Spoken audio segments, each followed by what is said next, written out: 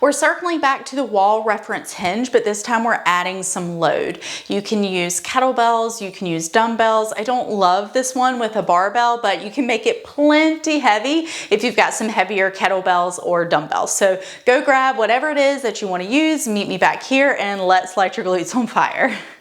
I typically do this with just one kettlebell or one dumbbell, and I try to make it heavier. I'm not gonna do it super heavy for the purpose of demonstrating for you today, just because I want to be able to clearly talk through things. But for reference, this is a 12 kilogram kettlebell, and I wouldn't call that super heavy. So make sure you know that within reason, you can very much so load this up. All right, to get set up, we are going to put the weight in the opposite hand of our working leg. I am going to do this as my right leg and my working leg, so I'm going to put the weight that I'm using in my left hand. Very similar to what we did with the wall reference hinge. We want to get in that same setup, but this time we're going to add some load when we go into the actual movement. So from here, what I want to make sure is that I'm going to get my weight over onto my right side.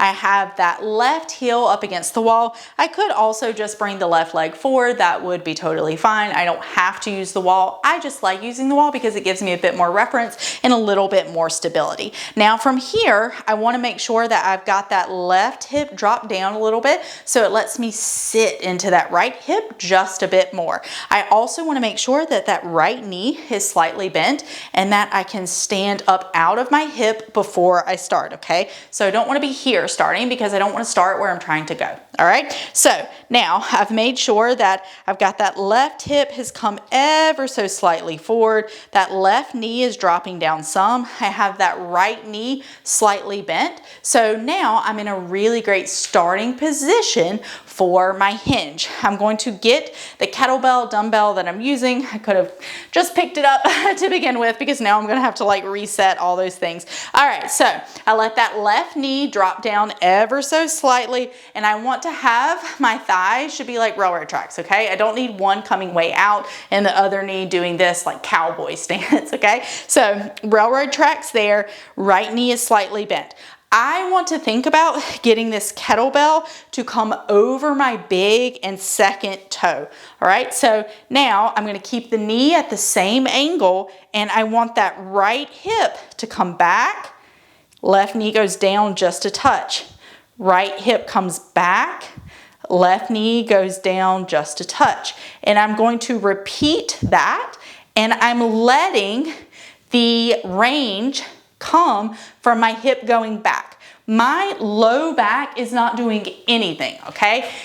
If I round through my spine, it is not inherently bad. There is nothing wrong with that, but it's not what we're training. We're trying to really train a lengthened range of motion right here under load. So I'm gonna show you from the side just so you can see a little bit more of what I'm doing. So my right leg is my working leg. I have that left heel up. First thing that I'm gonna do is bend that right knee gently. I wanna make sure that everything is nice and parallel. I don't want that left heel kind of facing out.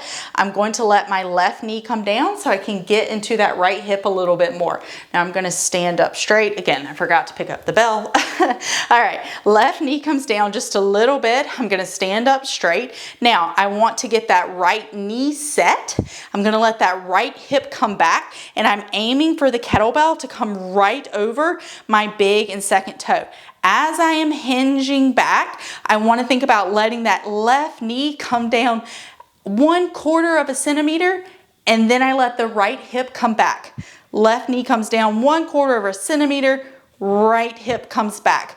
I only want to gain motion towards the ground because my hip comes back. I'm not gaining any motion through this right here, okay? I'm gaining motion towards the ground because my hip is lengthening and coming back. So here, left knee, kettlebell towards toe, and I'm gonna come back up, keeping that knee at a fixed angle, and the glute pushes me all the way into standing. And that is your deadlift with internal rotation bias. I'll see you in the next video.